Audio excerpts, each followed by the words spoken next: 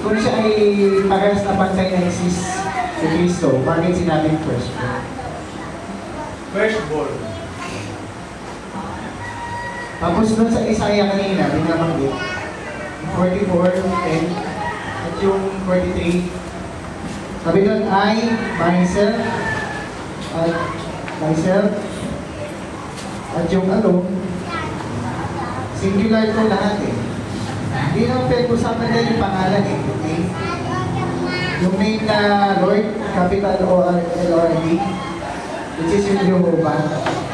Yung nagsasalita, siya na nga eh. Sabi niya, walang ibang Diyos, ibang langit. Yung I, myself, the Lord.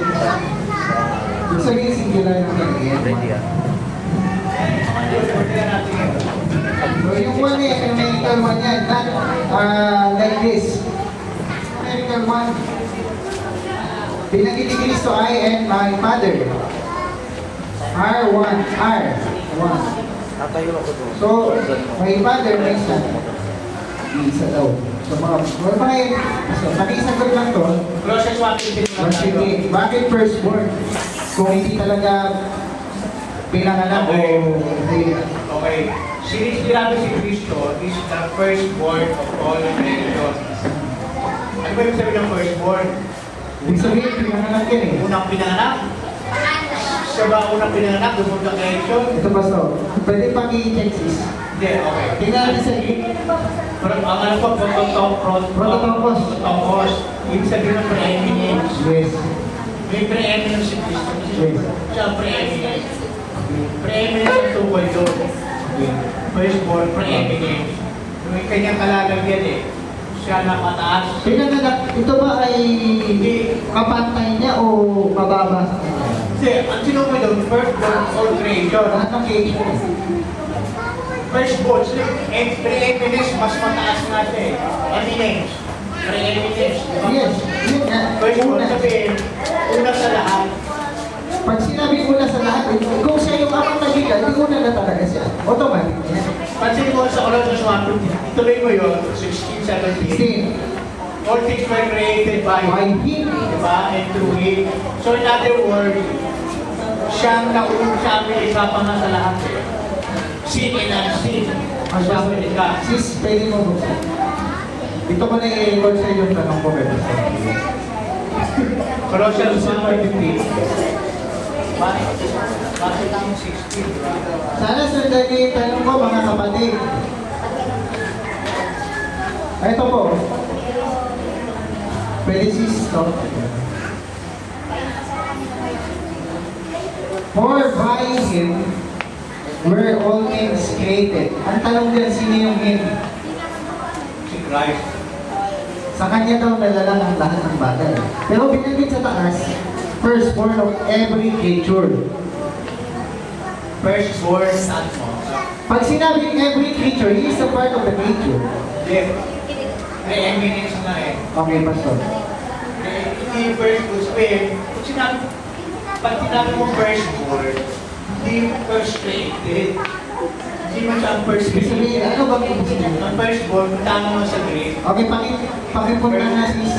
150. 115, pakiclick lang yung firstborn. Protocol ko siya. Totoo. Ng preeminent. Hindi first created ang pinabiro rin. 15 lang. Ito, pakinggan ito. Protocol. Diba preeminent siya? Protocol. Okay, mapakiba pa yung meaning ng protocol. Firstborn. First, bigatin. Pag sinabing bigatin, sino naglabas? Bigat. Kasi May yung firstborn kasi, yung firstborn, parang pag sinabi mo si panganay, di ba? This my firstborn. Sa mga anak, siya ang panganay. Siya ang una. Oo, Kaunang inilabas. unang nilabas. Pero si Kristo, kailan ba siya pinanganak? Ito nga, Sa Pastor. mga tao. Kung siya nasabi ko kanina, ito yung hindi ko ma-record sa isip ko. Kung siya existed na from the beginning, na pantay na naman, patulan na naman, ito nga yung Okay, balik ko sa 50. Sis, pakibalik. Okay. Makita niyo yung firstborn of every. He is the part of firstborn. Every, pinapakita niya, he is part of nature. Who is the image of God? The firstborn, siya ang panganay. Yun nga, Pastor. Siya ang panganay of every creature. Ang focus kasi dyan, preeminence eh. Preeminence nga lang yun. Preeminence ang ibig sabihin niya. Hindi lang yung... Kasi, ano yun eh, yung walang preeminence ng firstborn. Kung may yung panganay na anak, firstborn. Okay. Okay? I-click ko na kayo. Ewan ko kung mali pa yung meaning ng grade yan. O totoo, kasi bilhin natin. Ewan ko kung ito yung rin na. Kulang yung meaning mo eh. Ano lang natin natin doon eh, firstborn. Firstborn. Bigyan. Sabitan din ng, pero kung Kristo tumuko yung firstborn, sa kanya mo i-indicate yung firstborn, pre-eminent. Ano ba kasi? Who is the image of the invisible God? So, siya yung image. Hindi siya yung God. He's the only image of the invisible God. Kaya naging image siya kasi nagpatawang tao. Yung naging image siya, sabihin, yung nagpakilala siya, naging image of the image is the image. Di ba nagpatawang tao? Di ba sabi niya kay tinanong sa kanya ng isang disipulo, pakilala mo sa amin ang Ama. Di ba? Sabi niya, Tomas, kung sinahanap mo pa yung Ama, kung sino nakakita sa akin, Nakakita sa akin. nakakita sa Ama. Kasi siya ang imahe ng Diyos na hindi nakikita.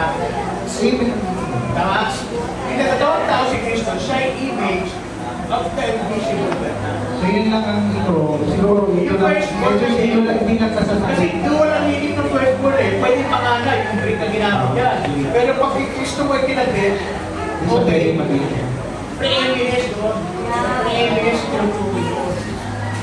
So yun pa sir, paano to? Yung I myself. Ayan, I myself, Pakilagay nga si Isaiah 44:10 nga tayo. May gusto lang kayo point out. Actually, tinanong ko to sa forum ng Pilipino Pastor. Tinanong ko sila doon. Sabi ko, pag sinabi mo I, myself, alone, hindi yan tatlong may isa na tatlo. Tinanong ko yan, tatlo ba yan na isa? O, pag sinabing isa, I, myself, singular yan, hindi yan isa, tapos tatlo pala. okay. Pagi ka na lang sis. Nagahap ba? Ito ba? Pababa na. Tataas na. 9 yata o 8. Focus kayo, tingnan nyo lang yung ano. Kung ano rin kayo para 9. 8.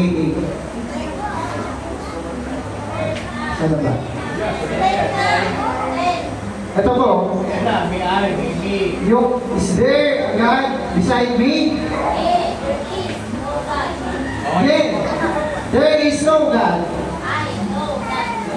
But, kung tinignan natin itong God na to, kung ipapaliwanag natin ang tatlo yan, Father, Son, and Spirit, Holy Spirit.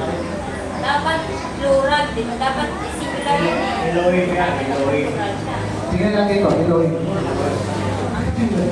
Oo nga, nakita ko yun, Elohim ka. Nakita ko nga yun. Ang singular na Elohim, Elohim. Hindi tama. Yung 43, yung ang inaano mo lang, I did, bakit myself alone? Kasi, I myself alone. ang nagsasalita si Yahweh. Pag nagsalita si Yahweh, sakot mo sa lamang anak Espiritu. There's Deuteronomy 6:4. The Lord, that Yahweh, our God, is one Lord. Yahweh, our God, is one Lord. Yahweh, our Elohim, is one Lord. Diba? In other words, pag nagsalita si Yahweh, I, me alone, si Yahweh, sakot na yung mga anak Espiritu. Nagdami ngayon. Kasi si Yahweh pangalan ng ama yung mga anak Espiritu. Because of the name. Oo. Kaya nasakop yung ama. Pag sinabi mo ay, basta si Yahweh nagsalita, nagsasalita na rin yung ama, yung anak, espiritu. Ngayon ang sinabi ni Yahweh, maliban sa akin walang Diyos. walang Savior. E ba't naging Savior si Christ? Hindi siya kasama ron. Outside me, walang God will be born, walang Diyos ako nakikilala. Isa na yung nagsasalita eh. Si Yahweh eh. Siya, siya. No. Hindi nga, Pastor, kung kakapit niya pa yung anak na Savior doon, there is no beside me. Eh, si Yahweh kasi nagsasalita. Hindi, because of the name ba o because of...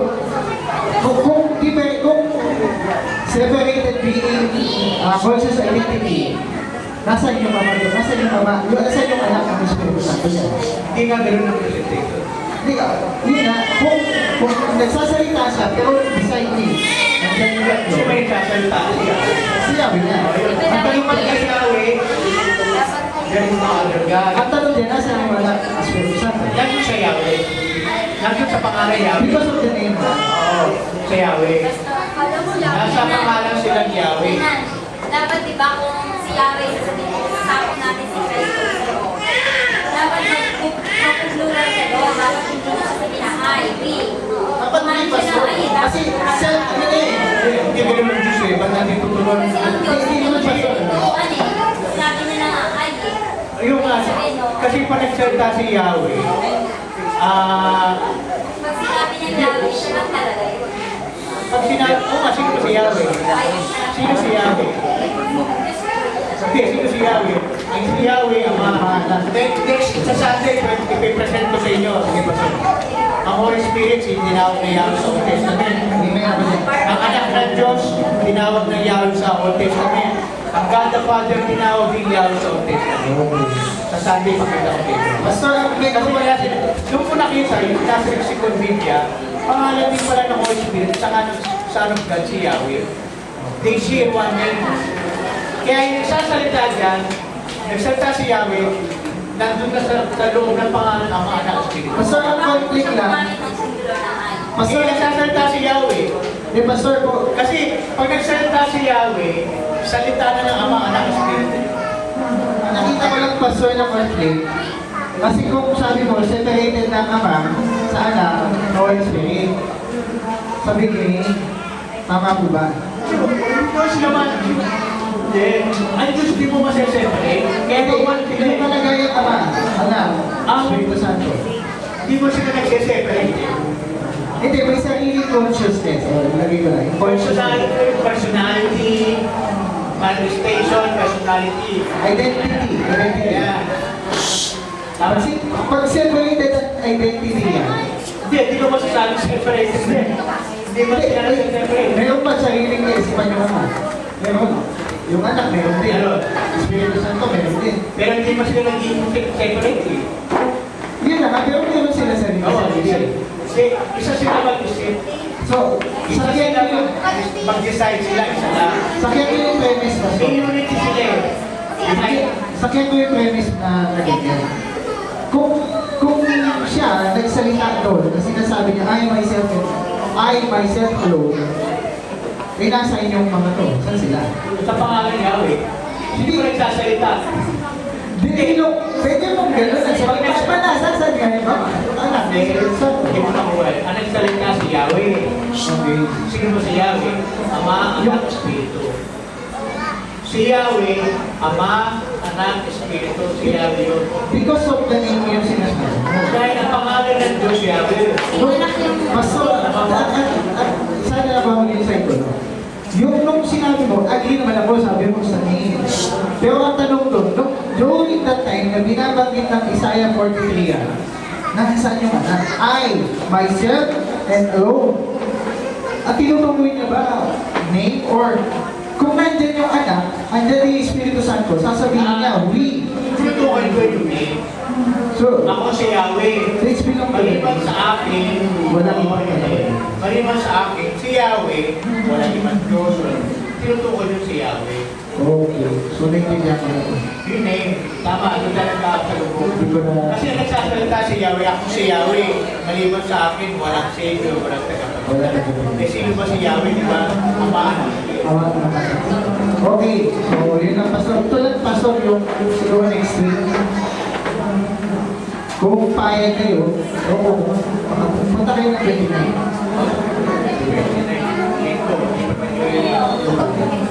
Ay. Pwede kayong mag-invite pa ng ibang